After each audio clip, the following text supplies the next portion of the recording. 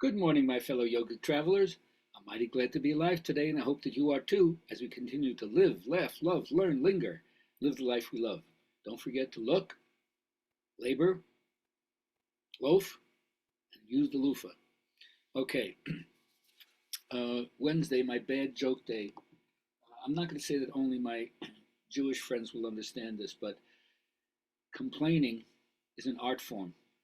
You can never stop complaining. There was this guy, he was taking a train where you had the sleeping car.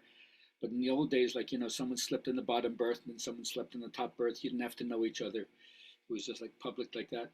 So he gets into the bottom berth and he's just trying to go to sleep. And all of a sudden he hears a voice saying, "Oi, am I thirsty? I'm so thirsty." So he said, "All right, people, before they go to sleep, sometimes they get dehydrated, but tries to forget about it. But then he keeps hearing the voice, "I am so thirsty. I'm so thirsty. I am so thirsty." He can't handle it anymore. So he goes, gets a cup of water, says, "Here, take the water." So he hands it up to the person like that, tries to go back to bed. Seems to be a silence for a moment or two, and then all of a sudden, I thirsty. I was so thirsty. I can't believe how thirsty I was. Yeah, okay. So, um, first, I always like to get the affirmation idea out there so everyone can have a better understanding of how we do it to ourselves. Remember, whatever you address your attention to, that's going to govern your life. And if you don't direct it, you live in a certain kind of uncertainty and suspense. Besides, there's a joy in expressing your true nature.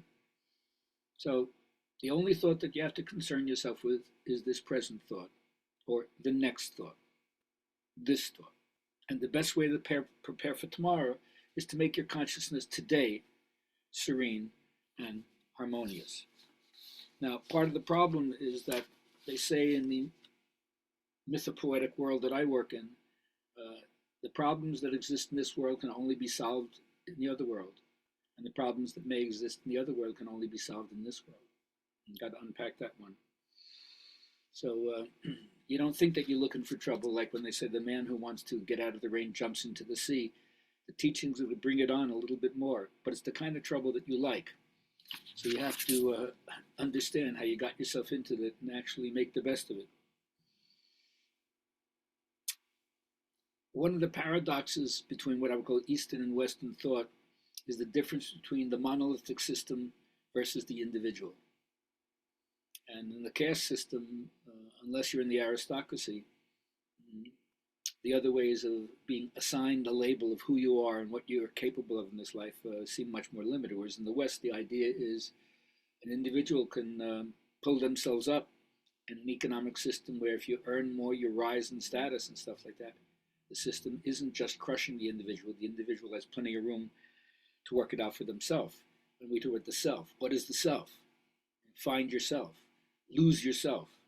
Do you have a self? What is it not to be yourself? What is it to show your best self? And then you get the idea of the yogis who say, no, to understand the self, to study the self is to forget the self. What am I supposed to do? Solidify it, concretize it, or let it dilute? But whether you have a self-constructive narrative or a self-transcending narrative, both in the East and the West, through yoga and psychotherapy, they both recognize the importance of an ethical path, a relational responsibility to other people. And that's what represents a healthy or positive model of adaptation. And if you do that, then you can sing along with me what I call the path of karmic attraction. Whatever you give your attention to, the law of attraction is going to help it to be more. And if you value your relationships as I do, go on a rampage of appreciation about the people who are in your life. Keep reaching for thoughts that you feel the best about. Build bridges with all people. And remember, anything you decide to do, if you align with spirit, is so much easier to do. May you all have a beautiful day and impart well-being and thankfulness to all of those around you.